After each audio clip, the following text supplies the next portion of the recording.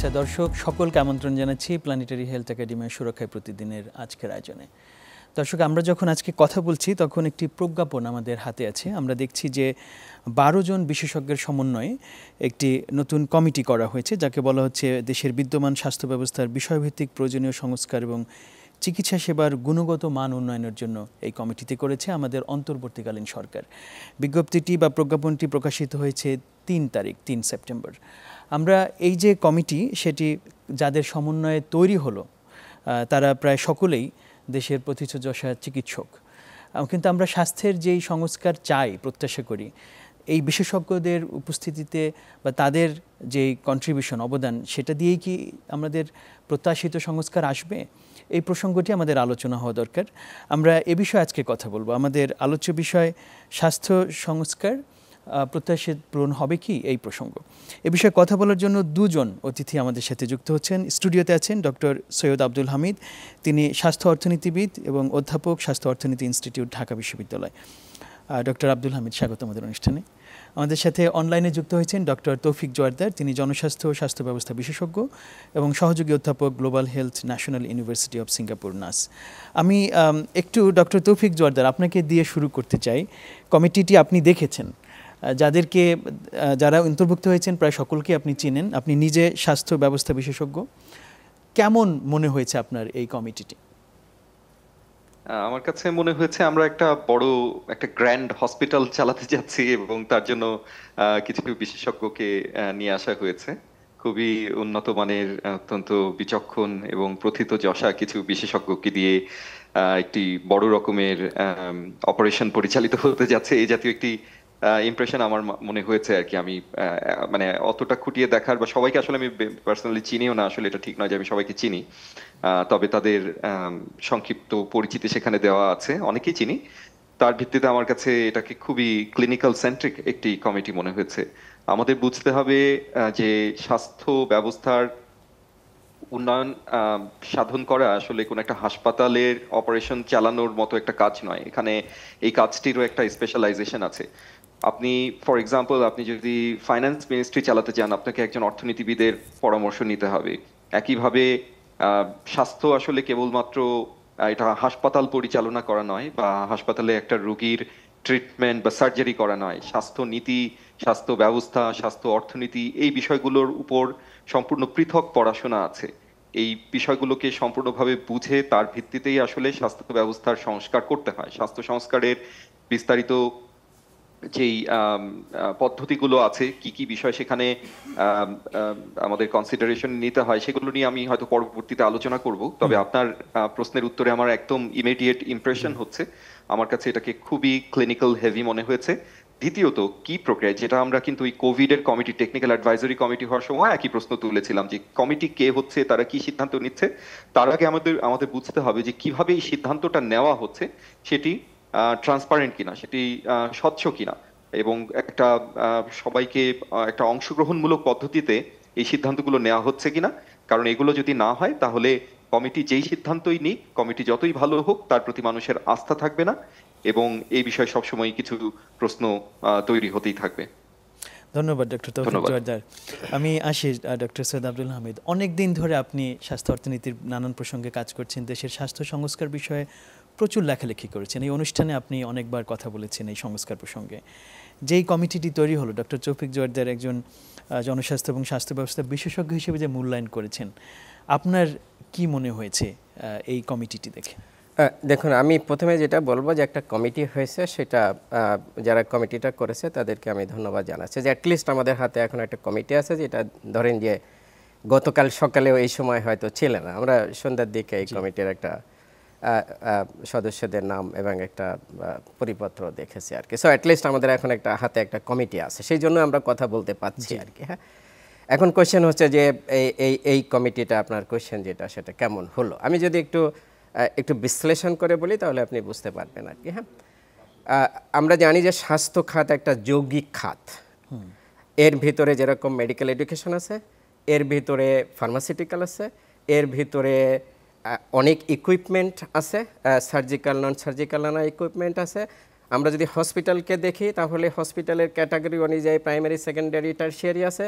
আবার যদি হসপিটালের মালিকানার ধরন দেখি তাহলে পাবলিক, প্রাইভেট আছে। আবার যদি হেলথ কেয়ার প্রোভাইডারদের নানা রকম ভ্যারাইটিস দেখি, সেখানে ডাক্তার, নার্স, প্যারামেডিক, আরও অ্যালাইড নানা রকমের ফোর্সেস আছে। আর স্বাস্থ্যের ব্যাপকতা আমরা জানি যেটা, সেটা নির্ভর করে হচ্ছে যে একটা দেশের primary care, that means preventive এবং প্রমোটিভ কেয়ার কতটা শক্তিশালী। তাহলে এই বিশাল একটা খাতকে বুঝে যদি সংস্কার না করা যায় তাহলে সেই সংস্কার এটা শুধু ডকুমেন্টেড হবে, এটা বাস্তবায়ন হবে না আর কি। হ্যাঁ, তো এখন যদি আমরা আসি যে এই এই এই যে ব্যাপকতা যেটা বুঝলাম, এই ব্যাপক খাতকে বোঝার লোক এখানে ইনক্লুড করা হয়েছে কি না। যদি না হয়ে থাকে তাহলে হয়তো আরও ইনক্লুড করার সুযোগ আছে, অথবা যেটা হতে পারে সেটা হচ্ছে যে হ্যাঁ, একটা কমিটি হয়েছে অলরেডি, কিন্তু একটা ভারবাহী কমিটি, 12 জনের কমিটি, 12 জনের কমিটি থেকে কিন্তু একটা কমন সিদ্ধান্তে আসা খুবই ডিফিকাল্ট। সাধারণত টাস্ক ফোর্স যেটা হয়ে থাকে 3 থেকে 5 সদস্যের, বড় জোর 7 সদস্যের হতে পারে, কারণ এটা কমন আন্ডারস্ট্যান্ডিংয়ে হতে হবে। কমিটির 12 জন সদস্য যদি বিভিন্ন দিকে ভাগ হয়ে যায় তাহলে কোনো সিদ্ধান্ত নিতে পারবে না, তাই না? তাহলে এই 12 জন সদস্য হতে পারে, 15 জন হতে পারে। সেটা হচ্ছে যে হ্যাঁ, এই কমিটিটা হতে পারে যেটা, সেটা হচ্ছে যে একটা ওয়ার্কিং কমিটি থাকবে। সেই ওয়ার্কিং কমিটিতে কাজ হবে মূল কমিটি 3 বা 5 সদস্যের, তারা করবে। হ্যাঁ, এই কমিটিতে সেটা হলো ভ্যালিডেট করতে পারে। সো এই কমিটিটা 2 স্তর হতে পারে। একটা স্তর হতে পারে যে একটা ওয়ার্কিং কমিটি, শক্তিশালী একটা ওয়ার্কিং কমিটি, যারা এই বিষয়গুলো, আমি যে বিষয়গুলো বললাম সেগুলো বোঝে এবং পুরো স্বাস্থ্য সিস্টেমটা বোঝে সেটা। কারণ স্বাস্থ্য সিস্টেম বুঝতে গেলে যারা একদম মেডিকেল অফিসার হিসেবে ফিল্ড লেভেল থেকে কাজ না করে উপরের দিকে এসেছে, তারা কিন্তু স্বাস্থ্য সেবা বুঝতে পারবে না। তার মানে তার মেডিকেল অফিসার হতে হবে, তার ইউএসএফপিও হতে হবে, তার সিভিল সার্জন বা সুপারিনটেন্ডেন্ট হতে হবে, ডাইরেক্টর হতে হবে, আমি অ্যাডমিনের কথা বলছি, এই একটা ধারা। এবং মেডিকেল অফিসার থেকে যারা ধারাবাহিকভাবে চলে এসেছে তাদের হতে হবে। আমাদের এখানে আমরা যেটা দেখতে পেয়েছি সেটা হচ্ছে যে এই কমিটিতে যারা আছে অনেকেই প্রসিদ্ধ, অনেকেই আমাদের শ্রদ্ধেয়, সবই ঠিক আছে। এবং তৌফিক জোয়ারদারের কথায় আমি একমত যে এটা কোনো হসপিটাল না, যে আমরা একটা নতুন একটা টারশিয়ারি মানের হসপিটাল করছি, সেখানে সব ক্লিনিক্যাল বিশেষজ্ঞদেরকে নিয়ে যদি আমরা করি তাহলে এই কমিটি ঠিক আছে। কিন্তু আমরা যদি সিস্টেমের কথা বলি তাহলে আমার মনে হয় যেটা, সেটা হচ্ছে যে এই কমিটিটা থাকতে পারে, সাথে এই কমিটির বিভিন্ন ওয়ার্কিং গ্রুপ থাকতে পারে। সাপোজ মেডিকেল এডুকেশন একটা বিশাল জিনিস, এটাকে কমপ্লিট রিফরমেশন করতে হবে। আপনার হেলথ অ্যাডমিনিস্ট্রেশন একটা বিশাল জিনিস, সেখানেও কমপ্লিট রিফরমেশন করতে হবে এবং সেই ধারণাগুলো থাকতে হবে। এবং এই কমিটিতে যারা আছে তাদের আদৌ সময় আছে কি না এই চুলচেরা বিশ্লেষণ করে এই যে বাংলাদেশের যে হেলথ সিস্টেমে যে আমরা প্রত্যাশিত যে পরিবর্তনটা চাচ্ছি সেইটা করার, সেটা যদি না করা থাকে তাহলে এই অন্য 10টা কমিটির মতো এই কমিটিটা মুখ থুবড়ে পড়বে এবং আলটিমেটলি আমাদের হাতে যে সুযোগ তৈরি হয়েছে সেই সুযোগটার কাঙ্ক্ষিত লক্ষ্যে পৌঁছাবে না।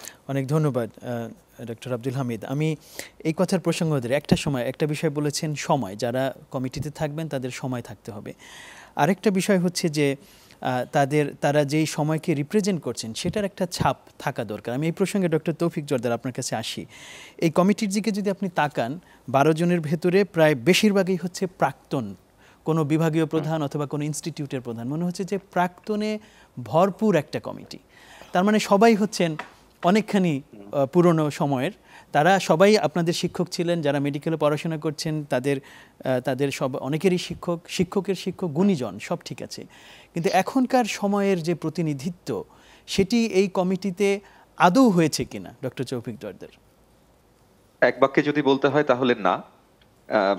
এটা আসলে আপনার প্রশ্নের মধ্যেই এটার উত্তর কিছুটা নিহিত আছে। তবে আরেকটু যদি ভেঙে বলি, এখানে আসলে অনেক কিছুরই অভাব আছে এই কমিটির। সামগ্রিকভাবে যদি আমি কমিটিকে দেখি, ব্যক্তি হিসেবে না, ব্যক্তি হিসেবে তারা প্রত্যেকেই অত্যন্ত প্রসিদ্ধ, আগেও বলেছি, প্রসিদ্ধ এবং অত্যন্ত শ্রদ্ধেয়। তাদের প্রতি সম্পূর্ণ শ্রদ্ধায় আমি রাখছি। একটু বললে যে আসলে আমরা কোনো ব্যক্তিকে সমালোচনার প্রসঙ্গ না, আসলে আমাদের এই প্রক্রিয়াটাকেই আমরা আজকে আলোচনার ভিতরে এনেছি। জি, এক্স্যাক্টলি মুশতাক। কিন্তু আমি যখন একটা কমিটিকে দেখছি, আমি কিন্তু এই কমিটিটাকে আমি একটা ইউনিফাইড বডি হিসেবে দেখছি, কোনো ব্যক্তিকে নয়, ঠিক আছে? তো যখন আমি কমিটির দিকে তাকাচ্ছি, সেখানে আমি কোনো ইউথের রিপ্রেজেন্টেটিভ দেখতে পাচ্ছি না। এখানে আমি কোনো মানে নন ক্লিনিক্যাল যেই ডিসিশন মেকিং ডিপার্টমেন্টগুলো আছে সেগুলোর রিপ্রেজেন্টেশন দেখতে পাচ্ছি না। যেমন এখানে হেলথ ইকোনমিস্ট থাকা দরকার ছিল, এখানে হয়তো হেলথ কমিউনিকেশন এক্সপার্ট থাকা দরকার ছিল, এমনকি মিডিয়ার থেকেও যদি কেউ থাকতেন যারা দীর্ঘদিন লেখালেখি করছেন বা স্বাস্থ্য বিষয়ক সিদ্ধান্তগুলো দেখছেন, যারা স্বাস্থ্য বিভাগের দুর্নীতিগুলোকে তদন্ত করেছেন, সামনে নিয়ে এসেছেন, এরকম মানুষদেরও রিপ্রেজেন্টেশন থাকলেও থাকতে পারে। অর্থাৎ আমি যেটা বলছি যে আউট অফ দ্য বক্স চিন্তা করার বিষয়। তারপরে স্বাস্থ্যতে তো আসলে অনেকগুলো প্রফেশনাল গ্রুপ আছে, শুধু ডাক্তাররাই নয়, সেই প্রফেশনাল গ্রুপদেরও রিপ্রেজেন্টেশন থাকার সুযোগ ছিল। নিউট্রিশন, ক্লাইমেট চেঞ্জ, এই বিষয়গুলো নিয়ে যারা চিন্তা করেন, মেন্টাল হেলথ নিয়ে যারা চিন্তা করেন, হেলথ ল একটা খুব গুরুত্বপূর্ণ বিষয়। আমাদের সাম্প্রতিক সময়ে যেই সমস্যাগুলো আমাদের স্বাস্থ্য ব্যবস্থায় আমরা দেখি, তার অনেকগুলোরই কিন্তু উৎস হচ্ছে আমাদের লিগ্যাল সিস্টেমে হেলথ রিলেটেড গ্রিভেন্সকে অ্যাড্রেস করতে না পারার যেই সীমাবদ্ধতা, সেখান থেকেই উৎসারিত হয়েছে। অর্থাৎ মানুষের যখন কোনো অভিযোগ থাকে, ক্ষোভ থাকে, সেটাকে সে একটা একটা একটা সঠিক পদ্ধতিতে, আইনগত প্রক্রিয়ায় সেটার একটা নিষ্পত্তির সে প্রত্যাশা রাখে, কিন্তু সেটা যখন হয় না তখনই সে ভাঙচুর করে, মারধর করে এবং নানা রকম কাজ করে। বলছি না যে সেগুলো সে সঠিক কাজ করে, কিন্তু আমাদেরকে তার কারণগুলো বুঝতে হবে। তারপরে রেগুলেশনের ব্যাপার আছে। আপনি যদি মেডিকেল এডুকেশনকে রেগুলেশন করতে চান, পাবলিক এবং প্রাইভেট সেক্টরের মাঝে যেই পার্থক্য আছে, সিজারিয়ান সেকশন রেট বলেন, অনেক কিছুতেই পার্থক্য আছে, এইগুলোকে যদি আপনি রেগুলেট করতে চান, তাহলে রেগুলেশন যারা বুঝে, আইন যারা বুঝে, সেরকম মানুষেরও কিন্তু প্রয়োজন আছে। কাজেই আমরা বলতে পারি যে কেবলমাত্র যে অনেক সিনিয়র পার্সনরাই আছেন, সিনিয়র পার্সন অবশ্যই থাকবেন, কিন্তু সেই সাথে আসলে একটা সমন্বয় থাকা দরকার, একটা বৈচিত্র্য থাকা দরকার, পেশাগত বৈচিত্র্য, বয়সের বৈচিত্র্য, বিভিন্ন চিন্তার বৈচিত্র্য, সেগুলো যদি না থাকে তাহলে কিন্তু স্বাস্থ্য খাতে তার রিফ্লেকশনটা আসলে খুব ইতিবাচক হবে না বলে আমি মনে করি। জি, অনেক ধন্যবাদ ডক্টর তৌফিক জোয়ারদার। আমি একটু ছোট করে ডক্টর সৈয়দ আব্দুল হামিদ, এই যে যাদেরকে নেওয়া হয়েছে তারা, আমরা আবারও স্বীকার করছি যে স্বক্ষেত্রে তারা অবশ্যই উজ্জ্বল নক্ষত্র বাংলাদেশের। আমরা যদি এই ধরনের একটি কমিটির, আপনি খানিকটা ধারণা দিয়েছেন যে এটার কিভাবে এক্সপানশন হতে পারে, আমরা যদি এটা সত্যিকার একটা পরামর্শ দিতে চাই এখন যারা কাজটা করছেন তাদেরকে, তাহলে কোন জায়গায় আপনার মূল থাকবে, এমফাসিস থাকবে যে তারা কাজটা শুরু করুক কিভাবে, তারা যদি ইনক্লুসিভ হতে চায় এখান থেকে? আমি যেটা মনে করি, যেহেতু আমরা সংস্কারের কথা বলছি আর কি, হ্যাঁ, এখন সংস্কারটা আমাদের বুঝতে হবে। এই কমিটিতে যারা আছে তারা সংস্কারটাকে কিভাবে ডিফাইন করছে, এবং পরিপত্রে যে কথাটা বলা হয়েছে যে বিষয়ভিত্তিক সংস্কার, আমরা কি আসলে বিষয়ভিত্তিক সংস্কার চাই নাকি সামগ্রিক সংস্কার চাই?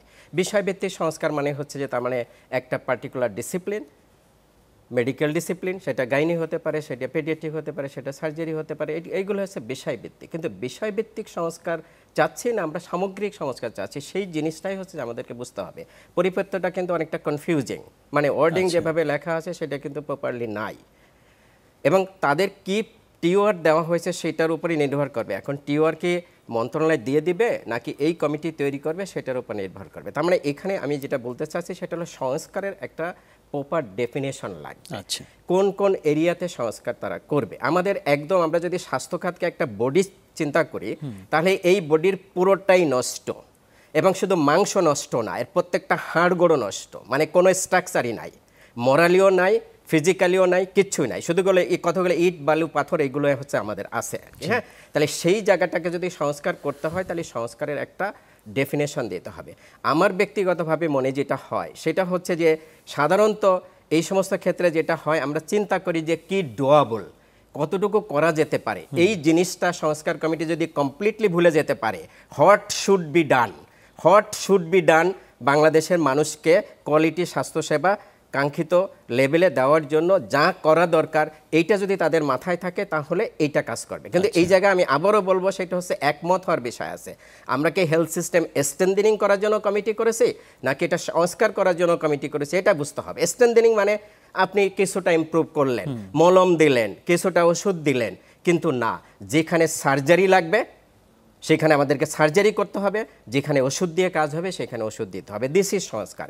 এই জিনিসটা যদি ওনারা বোঝেন তাহলে হচ্ছে, এবং যদি একমত হতে পারেন তাহলে হবে। আমাদের আসার জায়গা এখানে আছে, সেটা হচ্ছে যেহেতু কমিটির চেয়ারম্যান যিনি ফয়েজ স্যার, উনি সিস্টেমটাকে জানেন, উনি মেডিকেল এডুকেশন জানেন, উনি বাকি সিস্টেমটাও জানেন, উনি হেলথের অ্যাডমিনিস্ট্রেশনও ছিলেন, সো ওনার বিষয়টা কিন্তু জানা আছে। এখন নির্ভর করবে হচ্ছে যে উনি কতটুকু নেতৃত্ব দিতে সক্ষম হচ্ছেন এবং ওনার কথা ওনার বাকি মেম্বাররা কতটুকু ফলো করবে, মেনে নেবে সেই জায়গার উপরে। তার মানে আপনার কথায় যদি আমি আসি, তাহলে ওনাদেরকে প্রথমে যেটা অ্যালাইন্ড হতে হবে সেটা হচ্ছে যে আমরা একটা কমপ্লিট রিফরমেশন চাই, এবং হোয়াট ইজ ডুয়েবল এই কথাটা ভুলে গিয়ে হোয়াট শুড বি ডান বাংলাদেশের এই যে নতুন প্রজন্ম যে রক্ত দিল, যে নতুন বাংলাদেশের কথা বলছেন, সেটার মর্যাদা যেন রক্ষা করতে পারি। যদি উপদেশ শুধু একটু মলম দেওয়ার চেষ্টা করি, তাহলে এই নতুন প্রজন্মের এই রক্তের মান সম্মান আমরা রাখতে পারছি না। যে কমিটিটি করা হয়েছে তার কার্যপরিধি আমরা দেখছি যে 5টি কার্যপরিধি তারা বলেছে কোন কোন এরিয়াতে তারা কাজ করবে। এই বিষয়ে আপনার কি অভিমত, যদি একটু এরিয়া ধরে ধরে একটু জানান আমাদেরকে।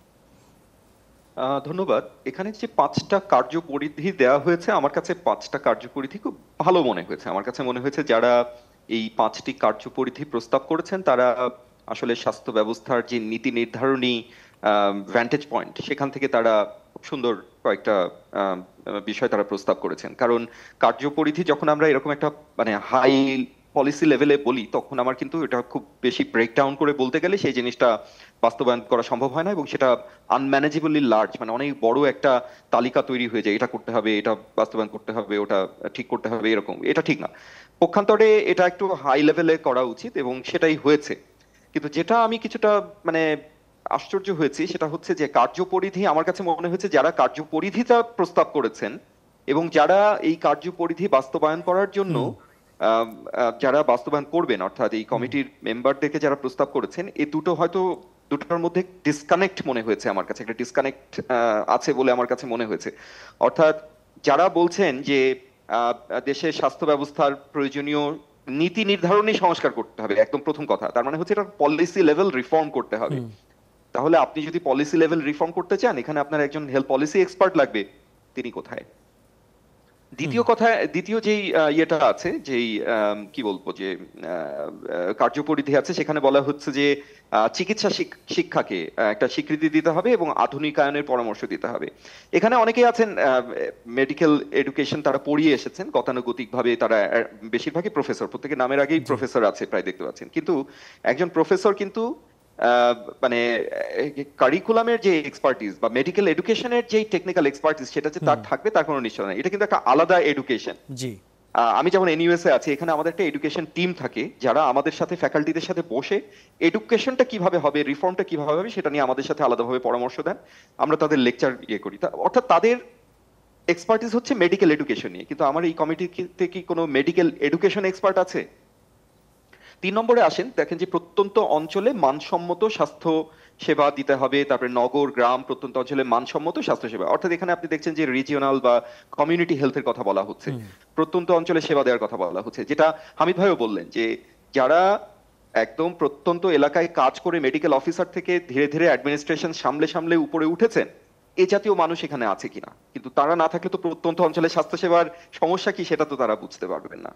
তারপরে 4 নম্বরে আমরা বলছি যে স্বাস্থ্য কাঠামোর শক্তিশালীকরণ বা হেলথ সিস্টেমস স্ট্রেংথেনিং, এবং তার আন্ডারে জনবল, যন্ত্রপাতি ইত্যাদি কথা বলা হয়েছে। আমি যদি চিন্তা করি যে আপনি যদি হেলথ সিস্টেমসের যে 6টা বিল্ডিং ব্লক চিন্তা করেন, সেই বিল্ডিং ব্লকের কোনো এক্সপার্টিস এখানে আছে কিনা, সামগ্রিকভাবেও আছে কিনা হেলথ সিস্টেমস এক্সপার্ট, অথবা আমি যদি জনবল অর্থাৎ হেলথ ওয়ার্কফোর্স নিয়ে কাজ করেছেন বা তার পাবলিকেশন আছে বা চিন্তা আছে বা কাজ করার অভিজ্ঞতা আছে, গবেষণা আছে বা ম্যানেজারিয়াল এক্সপার্টিস আছে, এরকম কেউ আছেন কিনা। এগুলো তো খুবই স্পেসিফিক এবং খুবই স্পেশালাইজড, সুপার স্পেশালাইজড ফিল্ড। এগুলো একজন মানুষ যার ওভারঅল একটা ভাষা ধারণা আছে, তিনি কিন্তু এই টেকনিক্যাল বিষয়গুলোর সিদ্ধান্ত নিতে পারবেন না। এমনও নয় যে বাংলাদেশে এগুলো নিয়ে কাজ করেছে এরকম মানুষের অভাব আছে বা নেই, এগুলো নিয়ে চিন্তা করেছে এরকম মানুষ আসলে আছে। কিন্তু আমরা সেই কমিটিতে আমরা কার্যপরিধিতে দেখছি কিন্তু রিপ্রেজেন্টেশনে দেখছি না। এবং ফাইনালি যেটা বলা আছে যে চিকিৎসা শিক্ষা প্রতিষ্ঠান, বিএমডিসি ইত্যাদি রেগুলেটরি কাঠামো, আমি এটা আগেও বলেছি আমার একদম শুরুতে, যে রেগুলেটরি কাঠামো বুঝতে হলে আপনার রেগুলেশন তৈরি করার অভিজ্ঞতা যাদের আছে, আইন কানুন নীতি এগুলো নিয়ে যাদের অভিজ্ঞতা আছে, সেরকম মানুষ দরকার। সেই রকম মানুষও কিন্তু খুব একটা দেখা যাচ্ছে না। তার মানে আমি দেখতে পাচ্ছি যে ক্লিয়ারলি কার্যপরিধির সাথে কার্যপরিধি যারা বাস্তবায়ন করবেন তাদের সেই এক্সপার্টিসের একটা ডিসকানেক্ট আমি দেখতে পাচ্ছি। এটা আমার কাছে খুবই কনসার্নিং মনে হচ্ছে। জি, ধন্যবাদ ডক্টর তৌফিক জোয়ারদার। ডক্টর সৈয়দ আব্দুল হামিদ, শুরুতে ডক্টর তৌফিক জোয়ারদার বলেছিলেন যে এরকম একটি কমিটি যখন করা হয় তখন কোনো না কোনো জায়গায় কিছুটা পরামর্শ, কিছুটা স্বচ্ছতা দরকার, যে কিসের ভিত্তিতে একটা কমিটি তৈরি হচ্ছে। এই যে আমরা দেখছি যে খুব হোমোজেনিয়াস একটা কমিটি তৈরি হয়ে গেছে, যেখানে একই কাছাকাছি রকমের এক্সপার্টিজের লোকজন, কিন্তু যাদেরকে দরকার তৌফিক জোয়ারদার খুব সুন্দর করে বোঝালেন, তারা কিন্তু এখানে নাই। এই ঘটনাটা কেন ঘটে? এটা কি খুব কঠিন ছিল এই সরকারের পক্ষে বা স্বাস্থ্য উপদেষ্টার পক্ষে কিছু লোকজনের সাথে আলাদা আলাপ করে তারপর একটা রিপ্রেজেন্টেটিভ কমিটি তৈরি করা? এত কঠিন কেন কাজটা? দেখুন, আমরা গত 1-1.5 মাস ধরে যে সিচুয়েশনগুলোর ভিতর দিয়ে যাচ্ছি, প্রত্যেকটা সিচুয়েশন ঠিক আগের থেকে প্রস্তুতি ছিল না। আমরা যদি 5 তারিখের ঘটনাও বলি, তাহলে যে 5 তারিখে ওই ঘটনাটা ঘটবে এটাও কেউ প্রত্যাশা করে নাই। এবং 5 তারিখের পরের থেকে ধরেন যে কিন্তু নানা রকমের দেশে কিন্তু প্রবলেম কিন্তু রয়ে যাচ্ছে, একটার পর একটা কিন্তু সরকারকে এটা হ্যান্ডেল করতে হচ্ছে আর কি। আমরা বিভিন্ন ঘটনা দেখেছি, হাইকোর্টের ঘটনা, আনসারদের ঘটনা, তাই না, ঢাকা মেডিকেলের সহ শিক্ষকদের যে শাটডাউন, সেই ঘটনা, নানা রকমের ঘটনা কিন্তু আছে যে প্রশাসনে যারা আছে আমার মনে হয় যে খুব স্থির হতে পারছে না বা সুচিন্তিত সিদ্ধান্ত নিতে পারছে না। এই জায়গায় আমাদের মনে হয়েছে যে আপনি যেটা বললেন যে আলোচনার ভিত্তিতে একটা সুচিন্তিত কমিটি হবে, প্রথমে এসে আমাদের কমিটি দরকার, এবং সেই কমিটি যদি সুচিন্তিত না হয় এবং রাইট মানুষকে যদি রাইট প্লেসে যদি না করা হয়, তাহলে সেই কমিটি কাজ করবে না এবং সেই কমিটি থেকে যা আউটকাম আসবে সেটা কিন্তু ইমপ্লিমেন্টেড হবে না। আলটিমেটলি রাষ্ট্র ঠকলো, জনগণ ঠকলো। তার মানে এইটা তাহলে আমাদের বুঝতে হবে। তাহলে আমি হয়তো যে কমিটিটা কালকে হয়েছে সেটা না করে আমি আরও 1 সপ্তাহ সময় নিতাম। হ্যাঁ, মিডিয়া যদি জিজ্ঞেস করো যে এই ধরনের কমিটি হচ্ছে কেন, ওনারা বলতে পারতেন যে আমরা চিন্তা ভাবনা করছি, আমাদের প্রস্তুতি নিচ্ছি, তারপরে আমরা করতে পারছি, তাহলে একটু সময় নিয়ে করা দরকার ছিল, রাইট? তাহলে এখানে রাইট মানুষকে রাইট জায়গায় উপস্থাপন করা যেতে পারতো। তৌফিক জুয়েদার যেটা বলছে আমি একদম একমত, যে কার্যপরিধি যেটা বলা হয়েছে সেই ভাবেই তো আমাদের টিমের কম্পোজিশন যেটা, সেটা হলো যদি অ্যালাইন না করে তাহলে তো এই কার্যপরিধি তো এই জাস্ট বল হবে, কথার কথা হয়ে যাবে, তাই না? সেটা তো হবে না। তাহলে এখানে বিষয় যেটা আমরা আরেকটা জিনিস লক্ষ্য করছি, সেটা হচ্ছে যে আমাদের দেশে ইজম সবসময় ছিল, কিন্তু এখন যেটা দেখতে পাচ্ছি যে ইজমটা কাজ করছে, অনেকে যোগ করে বলছে যে গোপালগঞ্জ থেকে খাতুনগঞ্জ, চট্টগ্রামের একটা এলাকার নাম খাতুনগঞ্জ, হ্যাঁ, সেটা তো এখন যে গোপালগঞ্জের যে ধারাটা ছিল সেটা এখন খাতুনগঞ্জের ধারাতে চলে গেছে। তার মানে সব জায়গায় যে চিটাঙের মানুষ খুঁজতে হবে, বা সব জায়গায় যে ব্যক্তিগত প্রতিষ্ঠান বা তার ব্যক্তিগত লোক কোথায় কবে সার্ভ করছে সেরকম লোক খুঁজতে হবে। এইরকম খুঁজতে গেলে কিন্তু রাইট মানুষকে রাইট জায়গায় প্লেস করা যাবে না। আমরা কিন্তু সেইটা সব জায়গায় কিন্তু এই রকমের কিন্তু এক্সাম্পল আমরা দেখতে পাচ্ছি। এটা কিন্তু ভালো সিগন্যাল ক্যারি করছে না। তার মানে রাষ্ট্রকে চিন্তা করতে হবে যে এই ধরনের ক্ষেত্রে যে রাইট মানুষকে রাইট জায়গায় প্লেস করতে হবে। হ্যাঁ, তাকে দেখতে হবে যেটা হলো যে ঘটনার ভিতর দিয়ে রাষ্ট্রটা আসছে সে কোনো দুষ্কৃতিকারী কিনা বা ষড়যন্ত্র করবে কিনা, এই জায়গাটা তাকে সরকারের বিভিন্ন যে মাধ্যম আছে, গোয়েন্দা সংস্থা আছে, সেইগুলোকে খোঁজখবর নিয়ে সেই জায়গাটা দেখতে হবে। কিন্তু কাজের মানুষকে যদি কাজের জায়গায় প্লেস না করা হয়, তাহলে হচ্ছে যে কমিটি হবে, সময়ক্ষেপণ হবে, এবং এই সরকারের কাছে জনগণের আমরা কেন কথা বলতেছি, কারণ হচ্ছে যে ঘটনার ভিতর দিয়ে আমরা এখন আসছি, এই জায়গাটা বসতে পাচ্ছি, সেই ঘটনার পিছনেতে অনেক ব্লাড আছে, অনেক মানুষের স্যাক্রিফাইস আছে, সেই জন্য মানুষের প্রত্যাশাটা বেশি, আর প্রত্যাশার চাপও তাদের কাছে সরকারের কাছে আছে, সেটা সরকার নিজেই বুঝতে পারছেন। এবং প্রফেসর ইউনূস গতকাল যেটা আমি দেখলাম বলেছেন যে ভুল ধরিয়ে দেওয়ার কথা বলা হয়েছে, কিন্তু খুবই ভালো কথা। এটাই আমরা চাই রাষ্ট্রনায়কদের কাছ থেকে, যে তারা প্রকাশ্যে বলুক যে আমরা ভুল ধরিয়ে দেব, জনগণ ভুল ধরিয়ে দেব। কিন্তু লোক এই যে ভুল ধরিয়ে দেব, আমরা এই যে মিডিয়াতে কথা বলছি, পত্রিকায় লেখা হচ্ছে, সোশ্যাল মিডিয়াতে বিভিন্ন প্রচার প্রচারণা চালানো হচ্ছে, এটাকে রাষ্ট্রের কি কোনো বডি আছে যে এই ইনফরমেশনগুলো ধারণ করার জন্য, আনুষ্ঠানিকভাবে ইনফরমেশনগুলো ধারণ করার জন্য কিন্তু রাষ্ট্রের বডি নাই। আমরা তো আশা করেছিলাম সেটা হচ্ছে যে এই সরকার ক্ষমতায় এসে সবার পরামর্শ নেবে, এবং সেই জন্য রাষ্ট্রের একটা বডি, অ্যাটলিস্ট একটা ওয়েবসাইট খুলবে যেখানে মানুষ পরামর্শ দিতে পারবে, অনলাইনে অফলাইনে যেভাবেই হোক, ফোন করে হোক, ইমেলে হোক, বা যেভাবেই হোক, লিখে হোক, সে পরামর্শ দিতে পারবে। সেই ধরনের কিন্তু একটা কোনো আমরা এখনো পর্যন্ত দেখি নাই। আমরা যদি মন্ত্রণালয় ভিত্তিক দেখি, এত কিছু মন্ত্রণালয় পরামর্শ দেওয়া হচ্ছে। প্রথম আলোতে দেখেন সম্পাদকীয় লেখা হচ্ছে, বিভিন্ন পত্রিকায় সম্পাদকীয় লেখা হচ্ছে, মতামত প্রকাশ, এবং সবগুলো যৌক্তিক, কিন্তু এই মতামত ধারণের কোনো মন্ত্রণালয় ভিত্তিক কিন্তু কোনো ইউনিট নাই। আমরা জানি যে পিআরও একটা পাবলিক রিলেশন অফিসার একটা ইউনিট আছে প্রত্যেকটা মন্ত্রণালয়, কিন্তু তার কাজ তো এটা হতে পারে, লাগলে পাবলিক পিআরও ডিপার্টমেন্ট যেটা এটা শক্তিশালী করে এই যে লেখা হচ্ছে, বলা হচ্ছে, তারা মিডিয়াগুলো দেখবে, পত্রিকা পড়বে, রেলিভেন্ট ইনফরমেশনগুলো নিয়ে তারা তাদের সচিব বা উপদেষ্টা যাদের কাছে আছে তারা দেখাবে, যে ওইটাকে জিস্ট বের করে। উপদেষ্টা বা সচিবের পুরো ইনফরমেশন পড়ার সুযোগ নাই, এতগুলো পত্রিকা, এতগুলো মিডিয়া, টেলিভিশন দেখার সুযোগ নাই। এখান থেকে জিস্টটা নিয়ে তারা সেখানে উপস্থাপন করবে এবং সেইভাবে করবে। তবে আমি যেটা মনে করি সেটা হলো রাষ্ট্রীয়ভাবে একটা প্ল্যাটফর্ম থাকতে পারে যেখানে আমাদের মতামত প্রকাশ করতে পারি এবং প্রত্যেক মন্ত্রণালয়ে একটা ইউনিট করা উচিত পিআরও ডিপার্টমেন্টকে কেন্দ্র করে যেন মানুষের মতামত ধারণ করতে পারে, তাহলে এই বলাগুলো কাজে লাগবে। এটা স্রেফ বলা হবে না, এটা ইফেক্টিভলি বলা হবে আর কি। জি, যেই কার্যপরিধির প্রসঙ্গটা একটু আগে আপনি আলাপ করছিলেন, বলছিলেন যে একটা ডিসকানেক্ট আছে যারা কমিটিতে আছেন এবং যেই কাজ তারা করতে চান তার ভিতরে সমন্বয়টা ঠিক ভালোভাবে চোখে পড়ছে না। তাহলে আমরা যদি আগাতে চাই, কার্যপরিধি অনুযায়ী যদি আগাতে চাই, তাহলে কি পদ্ধতিতে আগালে আমরা আসলে কাঙ্ক্ষিত লক্ষ্যে এবং সংস্কার লক্ষ্যে পৌঁছাবো? প্রথমেই যেটা দরকার সেটা হচ্ছে যে রিফর্ম বলতে আমরা আসলে কি বুঝি সেই জিনিসটা আমাদের খুব ভালো মতো বুঝতে হবে। একদম আমরা যখন হেলথ সিস্টেম বা হেলথ পলিসির রিফর্ম নিয়ে কথা বলি, চারটা ক্রাইসিস আমাদেরকে মাথায় রাখতে হয়। একটা হচ্ছে যে আমার ইকোনমিক রিফর্ম, হ্যাঁ, আরেকটা হচ্ছে সোশ্যাল রিফর্ম। ইকোনমিক রিফর্ম কি, যে আমি এমন ভাবে রিফর্ম করব যেন আমার রিফর্মটা কস্ট ইফেক্টিভ হয়, এফিশিয়েন্ট হয়, এই বিষয়গুলো দেখা, অর্থাৎ আমার অর্থনৈতিকভাবে যেন সেটা লাভজনক হয়। আবার আরেকটা হচ্ছে সোশ্যাল রিফর্ম, শুধুমাত্র আমার এটা লাভজনক হলেই হবে না, এটা যেন মানুষের কাছে একটা সোশ্যাল ইকুইটি, সোশ্যাল জাস্টিস, সামাজিক ন্যায় বিচার প্রতিষ্ঠা করতে পারে, সেটাও কিন্তু রিফর্মের একটা অবজেক্টিভ হতে হবে। 3 নম্বর অবজেক্টিভ থাকে হচ্ছে মেডিকেল রিফর্ম, যেহেতু একটা বড় অংশ মানুষ স্বাস্থ্য সেবা নিতে আসে, তার মেডিকেল রিফর্ম করতে হয়, অর্থাৎ তার কোয়ালিটি অফ কেয়ারটাকে বাড়ানো, আমার স্বাস্থ্য সেবাকে আধুনিকায়ন করা, সেখান থেকে আমার অর্থাৎ এই সেবার মানটা যেন ভালো হয় সেই বিষয়গুলো চিন্তা করা লাগে। এবং 4 নম্বর রিফর্মটা হচ্ছে পলিটিক্যাল রিফর্ম, যে যারা স্বাস্থ্য সেবা দিবেন তাদের একটা স্যাটিসফ্যাকশনের বিষয় আছে, তারা যেন এই রিফর্মটার ব্যাপারে সন্তুষ্ট থাকেন, এখানে তাদের বাই ইন বা তাদের এটার ব্যাপারে তাদের এক ধরনের সমর্থন নিশ্চিত হয়। আবার অ্যাট দ্য সেম টাইম যারা সেবা গ্রহণ করবেন তাদেরও কিন্তু মানে এক ধরনের সন্তুষ্টি বিধানের একটা প্রয়োজনীয়তা থাকে। এটা হচ্ছে পলিটিক্যাল রিফর্মের দিক। মজার বিষয় হচ্ছে এই যে 4টা রিফর্মের কথা বললাম, 4টা কিন্তু কখনোই একদিকে যায় না, তারা হচ্ছে পরস্পর বিরোধী, অর্থাৎ তাদের মুখটা কিন্তু পরস্পর বিরোধী। যেমন আপনি ইকোনমিক রিফর্ম করতে গেলে আপনাকে এফিসিয়েন্সি নিশ্চিত করতে হবে, কিন্তু এফিসিয়েন্সি নিশ্চিত করতে গেলে আপনি ইকুইটি নিশ্চিত করতে পারবেন না, সেটা ফল করবে। আবার মনে করেন আপনি মেডিকেল রিফর্ম করবেন, মেডিকেল রিফর্ম করতে হলে আপনার স্বাস্থ্য ব্যবস্থার মান উন্নত করতে হবে, কিন্তু মান উন্নত করতে গেলে সেটা হয়তো অনেক বেশি টাকা সেটার পিছনে খরচ হয়ে যাবে, তাই না? তো এই যে একটা মাল্টি ডাইমেনশনাল এবং মাল্টি ডিরেকশনাল রিফর্মের যে একটা ধারা, রিফর্মটা কিন্তু খুব সহজ না, কারণ আপনি একটা জিনিস করতে গেলে আরেকটা জিনিস ফল করবে। এইটাকে ধারণ করার মতো একজন উপযুক্ত মানুষ আপনার দরকার, যিনি একদম সবার উপরে বসে এই বিষয়টাকে দেখতে পারবেন, অর্থাৎ একটা হলিস্টিক ভিউ যার থাকবে।